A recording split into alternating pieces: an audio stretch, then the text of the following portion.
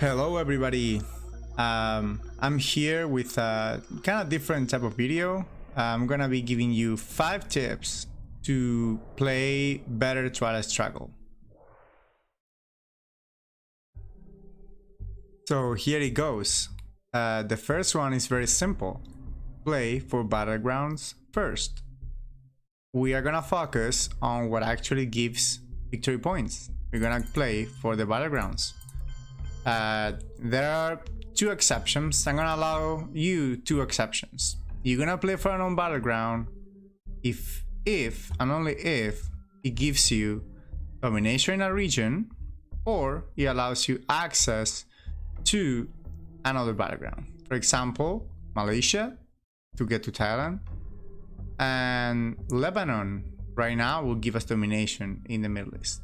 If none of those conditions are satisfied, then you're gonna play for a battleground if available. Second tip, we're gonna play for the unscored regions. Once a region is scored, we're not gonna use our available ops into that region. We're gonna focus on the other ones. The regions that haven't given you points are not gonna give you points for a couple turns, while other regions that are unscored might give you points immediately. So let's focus on that. That doesn't mean though that we are not gonna defend if our opponent attacks that region, but we are just gonna limit ourselves to that. We're gonna defend the regions, the position that we have on the score regions, or we're gonna focus on the unscored ones. And the third one is Spacex like you mean it. The space race is a very good source of VPs. If you are able to stay ahead, not only are gonna get a 6 PP swing on the first 3 squares, but if you staying ahead, you're getting very nice perks. On the 4th box, you're gonna get a headline peak, and later down the road, you might even be able to get rid of those pesky cards that you don't want to keep in your hand. So don't underestimate the power of the space, and if you have a card that you don't want to play, even though maybe you can endure the event, like for example the goal here, but you don't have any other thing, just try to space every turn. That's my recommendation. Number 3.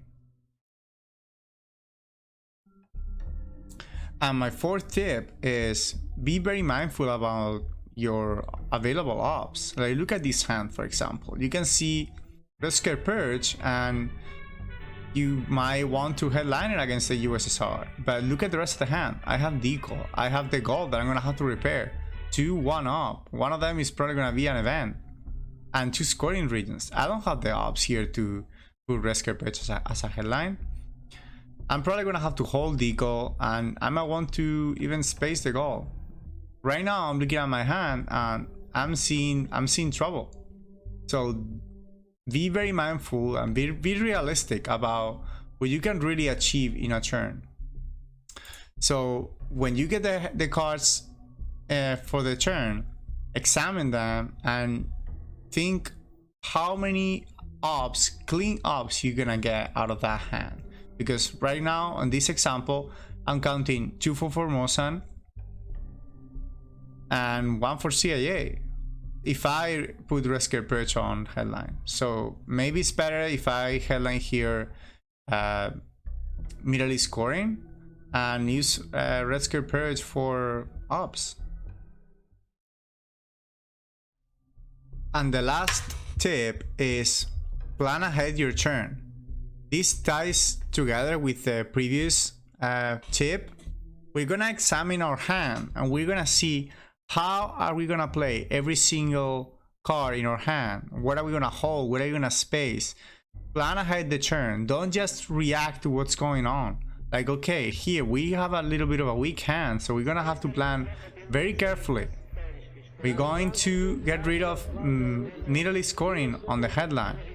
We are going to event this for space to try to capture these 2 points. Europe scoring, we might want to Red Scare Purge here into France if Italy doesn't fall on the first AR or to a coup. those are the things that you have to take into account. How are you gonna dispose of the bad events that of your opponent that you have in your hand? Another important thing is to be mindful of the orders, or the order in which some events happen.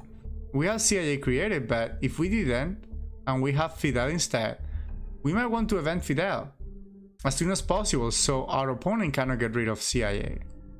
Or our opponent has Yugoslavia here.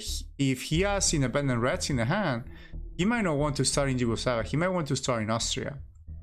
Same thing with Romanian abdication. We might want to event Romanian abdication as soon as possible so our opponent cannot get rid of independent Reds. Those are things to always have in your head before playing the cards. You receive the card in your turn, think about the available ops and how are you gonna sequence your turn. Well, that's my last tip, and action round 0 out. Last thing, guys, please let me know if this is helpful for you, and if you want me to do more content like this. I'm gonna prepare this same video in Spanish so people from Spain or from Latin America can get those tips as well. And please leave a comment and tell me if this is something that you guys are interested or not. And action round 0 out.